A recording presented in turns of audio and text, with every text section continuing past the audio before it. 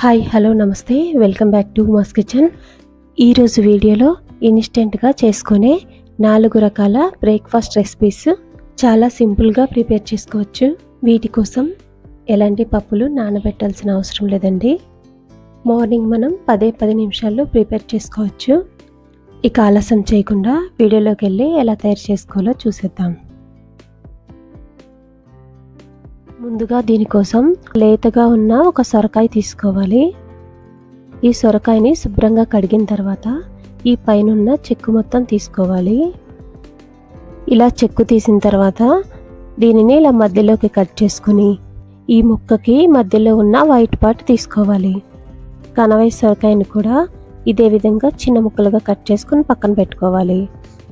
సొరకాయ మధ్యలో ఉన్న ఇలా సొరకాయ బరుకును కూడా పడేయకుండా ఈ విధంగా ముక్కలు కట్ చేసుకొని పక్కన పెట్టుకోవాలి. ఇప్పుడు 1 కప్పు బియ్యాన్ని శుభ్రంగా కడిగి 2 గంటలు నానబెట్టుకోవాలి. ఈ బియ్యాన్ని నేను ముందుగానే 2 గంటలు నానబెట్టి తీసుకున్నాను. ఇలా బియ్యాన్ని మిక్సీ జార్లోకి వేసుకోవాలి.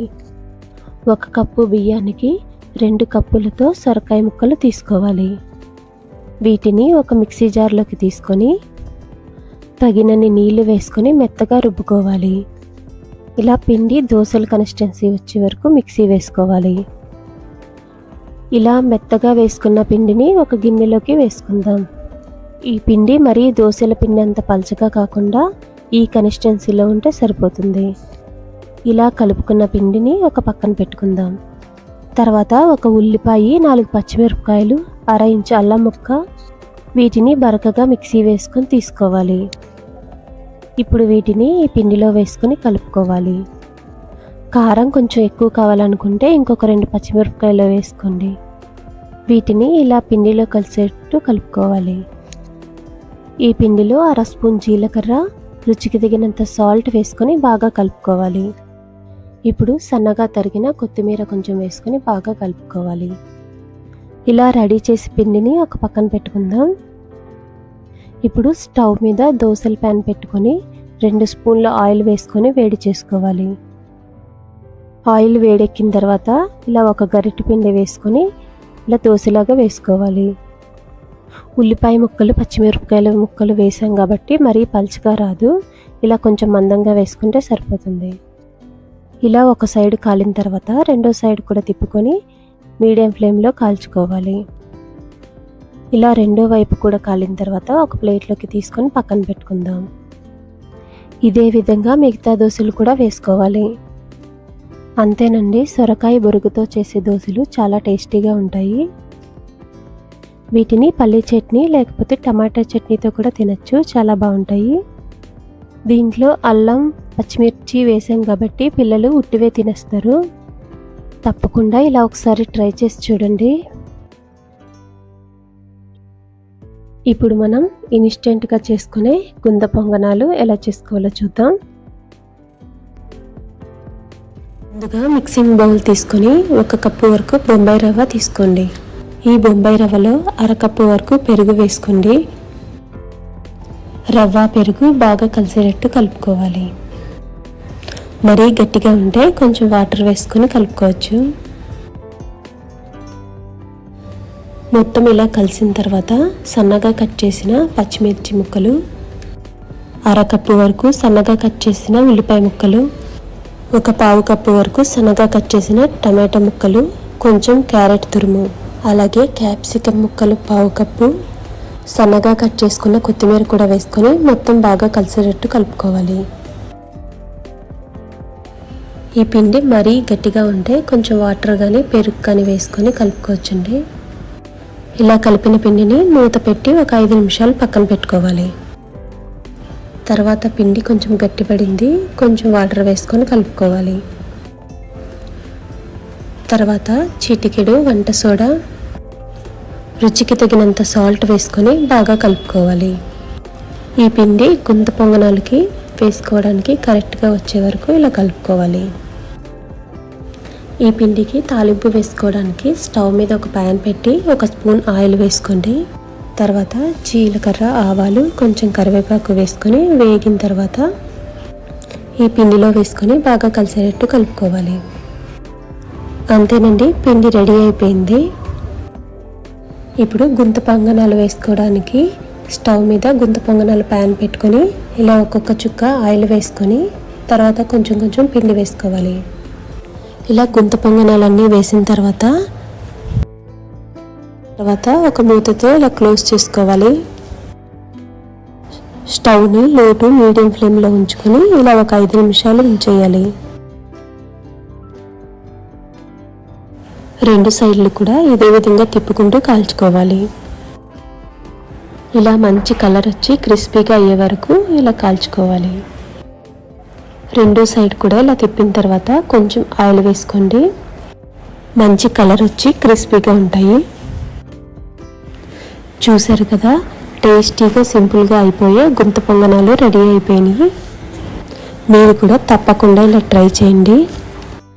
నెక్స్ట్ మనం ఇన్స్టెంట్గా చేసుకునే రవ్వ ఇడ్లీని ఎలా చేసుకోవాలో చూద్దాం. ఇన్స్టెంట్గా రవ్వ ఇడ్లీ చేసుకోవడానికి ముందుగా స్టవ్ మీద ఒక ప్యాన్ పెట్టుకోండి. తర్వాత ఇందులోకి 1 టేబుల్ స్పూన్ నూనె వేసుకోవాలండి. నూనె వేడైన తర్వాత 1/2 టీ స్పూన్ జీలకర్ర, 1/2 టీ స్పూన్ ఆవాలు, 1 స్పూన్ మినపప్పు వేసుకోవాలండి. అలాగే నేను కొంచెం జీడిపప్పు వేసుకున్నాను. తర్వాత 4-5 రెబ్బలు కరివేపాకు తింపి వేసుకోవాలండి. వీటిని లో టు మీడియం ఫ్లేమ్లో కొంచెం ఎర్రగా వేగే వరకు వేయించుకోవాలి.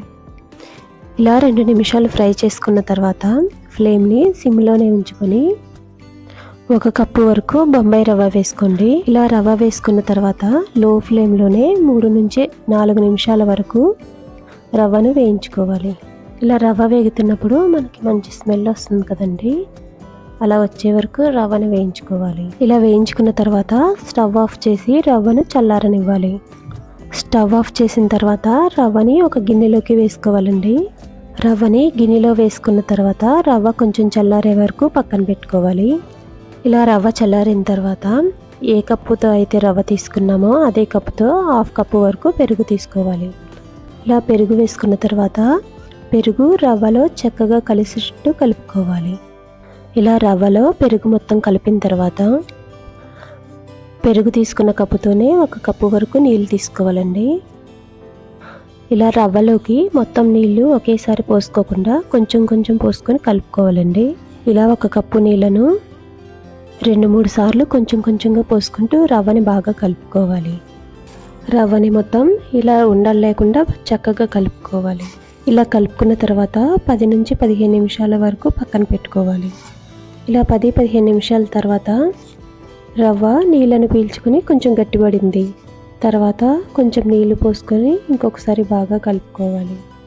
అవసరమైతే కొంచెం నీళ్లు వేసుకొని మనకి ఇడ్లీ పిండి కన్సిస్టెన్సీ వచ్చే వరకు కలుపుకోవాలి. ఇలా కలిపిన తర్వాత ఒక పెద్ద క్యారెట్ని తురిమి వేసుకుంటున్నానండి. అలాగే రుచికి తగినంత సాల్ట్ వేసుకోవాలి. క్యారెట్ తురుము సాల్ట్ రవ్వలో బాగా కలిసే వరకు కలుపుకోవాలి. ఇలా కలిపిన తర్వాత 1/2 స్పూన్ వరకు బేకింగ్ సోడా వేసుకోవాలండి. చివరిలో నేను కొంచెం నీళ్ళు వేసుకున్నాను. బేకింగ్ సోడా వేసుకోవడం ఇష్టం లేకపోతే స్కిప్ చేయొచ్చు. తర్వాత మొత్తం ఒకసారి ఈ విధంగా కలుపుకోవాలి. ఇప్పుడు ఇడ్లీలు ప్రిపేర్ చేసుకోవడానికి స్టవ్ మీద ఇడ్లీ కుక్కర్ పెట్టుకొని కొన్ని నీళ్ళు వేసుకోవాలి. ఇలా మూత పెట్టుకొని నీళ్ళు మరుగుతూ ఉంటాయి. ఈలోపు మనం ఇడ్లీలు వేసుకోవాలి. ఇడ్లీ రేకులకి నేను నెయ్యి రాసుకున్నానండి. ముందుగా ప్రిపేర్ చేసుకున్న ఇడ్లీ పిండిని ఇలా ఇడ్లీలా వేసుకోవాలి. నెయ్యితో గ్రీస్ చేసుకోకపోయినా నీళ్ళతో తడి చేసుకుంటే సరిపోతుందండి ఇడ్లీ రేకుల్ని. ఇలా ఇడ్లీలన్నీ రెడీ చేసుకున్న తర్వాత ఇప్పుడు ఇడ్లీ రేకులు తీసుకెళ్ళి కుక్కర్లో పెట్టుకొని మూత పెట్టుకొని హై ఫ్లేమ్లో 10 నిమిషాల వరకు ఉడకనివ్వాలండి. తర్వాత ఒక 2 నిమిషాల వరకు లో ఫ్లేమ్లో ఉండాలి. పెద్దగా టైం ఏం పట్టదండి, మనకి నార్మల్ ఇడ్లీలు ఎలా ఉడుకుతాయో అదే టైం పడుతుంది. ఇడ్లీలు అనేది ఈ విధంగా ఉడికిన తర్వాత చూపిస్తున్నాను చూడండి. 1 నిమిషం బయట పెట్టి చల్లారనివ్వాలి. నేను తీసుకున్న 1 కప్పు రవ్వకి సుమారుగా 10 ఇడ్లీల వరకు వచ్చాయండి. ఇడ్లీ రేకులకి నెయ్యి రాయడం వల్ల చాలా ఈజీగా ఊడొచ్చేస్తున్నాయండి. ఇప్పుడు మనం ఇన్స్టెంట్గా చేసుకునే గోధుమ పిండిల దోశలు చూద్దాం. ఫస్ట్ స్టవ్ మీద ఒక ప్యాన్ పెట్టుకొని 1 స్పూన్ ఆయిల్ వేడి చేసుకోవాలి. మీరు ఆయిల్ బదులుగా 1 స్పూన్ నెయ్యి కూడా వేసుకోవచ్చు. ఆయిల్ వేడైన తర్వాత 1 స్పూన్ శనగపప్పు, 1/2 స్పూన్ జీలకర్ర, 1/2 స్పూన్ ఆవాలు వేసుకోవాలి. 1 స్పూన్ మినపప్పు కూడా వేసుకొని లో ఫ్లేమ్లో వేయించుకోవాలి.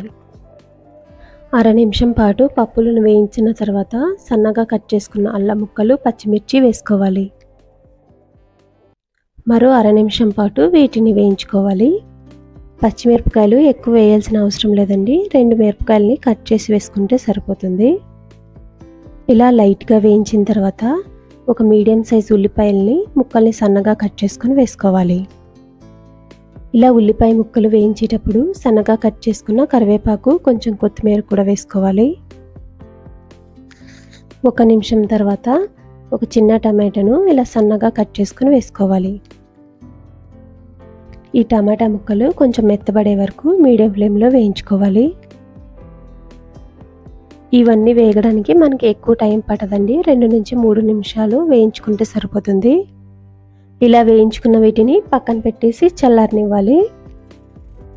ఇప్పుడు ఒక మిక్సింగ్ బౌల్లోకి 1 కప్పు వరకు గోధుమ పిండి తీసుకోండి.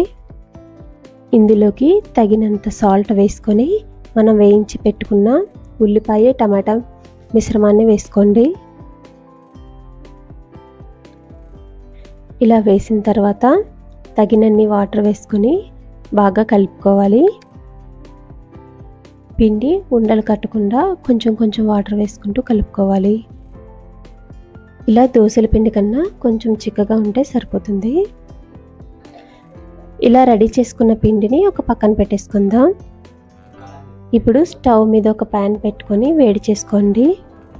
ఇలా ప్యాన్ వేడెక్కిన తర్వాత ఒక గరిటె పిండి తీసుకొని ఇలా స్ప్రెడ్ చేసుకోవాలి. ఈ గోధుమ పిండి దోశలు మనకి మరీ పలుచగా రావండి, కొంచెం దలసరిగానే ఉంటాయి. ఇలా దోశ వేసిన తర్వాత 1 స్పూన్ ఆయిల్ వేసుకోవాలి. వీటిని మనం హై ఫ్లేమ్లో కాకుండా మీడియం ఫ్లేమ్లో కాల్చుకోవాలి. ఇలా ఒక సైడ్ కాల్చిన తర్వాత రెండో సైడ్ కూడా తిప్పుకొని కాల్చుకోవాలి. ఇదే విధంగా మిగతా దోశలు కూడా వేసుకోవాలి. చూసారు కదా ఎంత సింపుల్గా చేసుకోవచ్చో. చూసారు కదా మార్నింగ్ హడావుడి లేకుండా ఎంతో సింపుల్గా బ్రేక్ఫాస్ట్ రెడీ చేసుకోవచ్చు. ఈ వీడియో మీకు నచ్చినట్టయితే లైక్ చేసి కామెంట్ చేయండి.